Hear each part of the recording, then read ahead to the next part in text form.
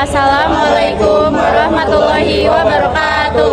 Halo teman-teman, kami dari kelompok 1. Perkenalkan, nama saya April. Nama saya Chelsea. Nama saya Francisca. Nama saya Kias. Nama saya Rizky. Nama saya Jaki. Nama saya Faiz. Ini video presentasi kami, selamat menonton.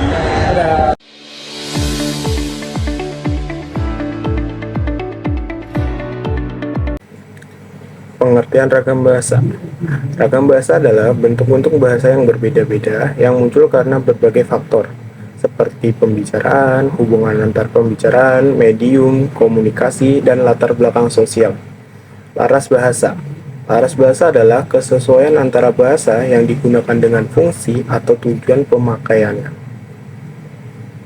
Selanjutnya ada ragam bahasa.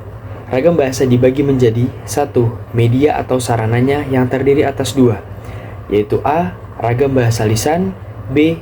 Ragam bahasa tulis. Ragam bahasa lisan adalah bentuk bahasa yang diungkapkan atau disampaikan oleh pengguna bahasa. Kita dapat menemukan ragam bahasa lisan yang standar, misal pada saat berpidato atau memberikan sambutan, dalam situasi belajar mengajar ataupun perkuliahan, dan ceramah. Lalu, ada ragam bahasa tulis, ialah bahasa yang tertulis atau dicetak. Ragam bahasa tulis ada yang standar maupun non-standar.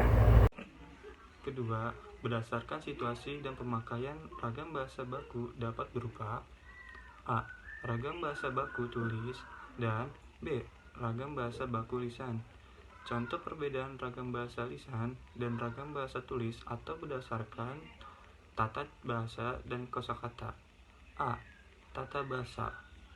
Ragam bahasa lisan. Contohnya, yang pertama ialah Nia sedang baca surat kabar. Yang kedua, Ari mau nulis surat. Dan yang ketiga, dan tapi kau tak boleh nolak lamaran itu. Contoh dari ragam bahasa tulis yaitu mereka bertempat tinggal di Menteng. Jalan layang itu dibangun untuk mengatasi kemacetan lalu lintas. Dan akan saya tanyakan soal itu. Kosakata. Kosakata dibagi menjadi 2, yaitu ragam lisan dan ragam tulis. Contoh dari ragam lisan yaitu Aryani bilang kalau kita harus belajar. Kita harus bikin karya tulis. Dan rasanya masih terlalu pagi buat saya, Pak. Contoh dari ragam tulis yaitu Aryani mengatakan bahwa kita harus belajar. Kita harus membuat karya tulis. Dan rasanya masih terlalu muda bagi saya, Pak. Jenis-jenis laras bahasa. Ada 2 macam laras bahasa yang dapat ditemukan dalam kehidupan sehari-hari, yaitu laras bahasa biasa dan laras bahasa khusus. Kedua jenis laras bahasa ini dapat dibedakan dengan cara melihat beberapa hal, yaitu yang pertama ada kosakata, yang kedua gaya bahasa, dan yang ketiga tata bahasa. Kata yang digunakan dalam laras bahasa harus sesuai dengan fungsi pemakaiannya. Berikut ini adalah pembahasan mengenai jenis-jenis laras bahasa. Yang pertama adalah laras bahasa biasa.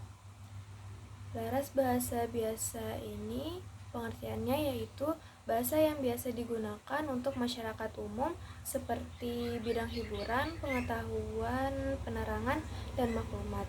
Tidak ada lingkup atau kondisi khusus atau melibatkan sembarang bidang ilmu. Kalimat yang digunakan sederhana, ringkas, dan padat. Contohnya adalah dilarang menginjak rumput. Laras bahasa khusus.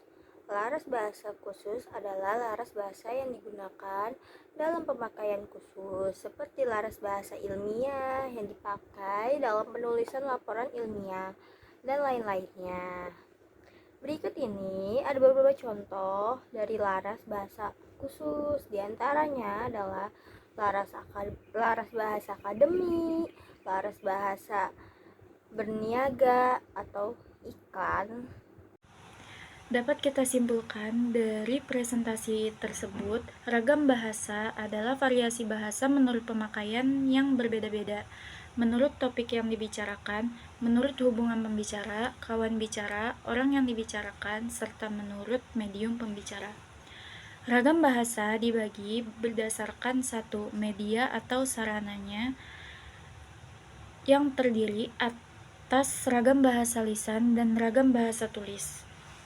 2. Berdasarkan situasi dan pemakaian yang terdiri atas ragam bahasa baku lisan dan ragam bahasa baku tulis. Laras bahasa adalah suatu kesesuaian antara bahasa itu sendiri dengan pemakaiannya. Dengan kata lain, suatu bahasa harus sesuai dengan pemakaiannya.